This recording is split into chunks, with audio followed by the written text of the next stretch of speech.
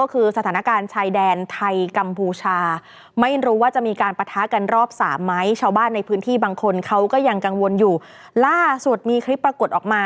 ทหารไทยกับทหารกัมพูชาเจอกันประชันหน้ากันค่ะทหารไทยก็เลยไล่ให้เขากลับไป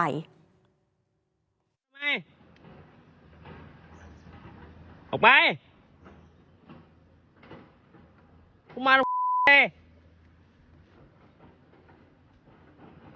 ขุดลุงฟังตัวเองบ่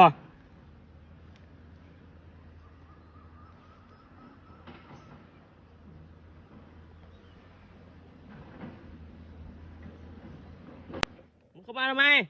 พยายามไล่ก่อนเลยนะคะเพื่อไม่ให้เข้ามาประชิดกันมากกว่านี้ส่วนอีกคลิปหนึ่งค่ะก็เจอเหมือนกันทหารกัมพูชาตะโกนคุยกันกับทหารไทย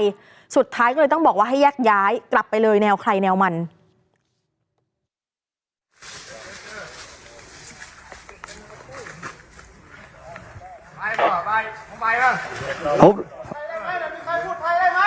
hụt rồi ơi bay hụt rồi ơi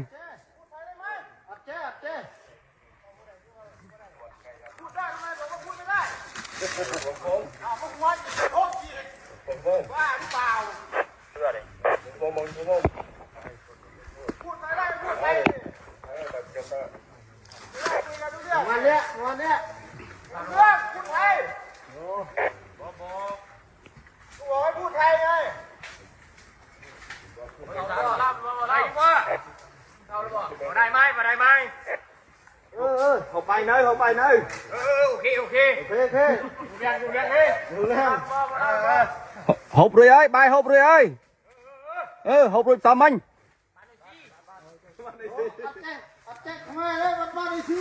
thạch cô thạch cô thạch cô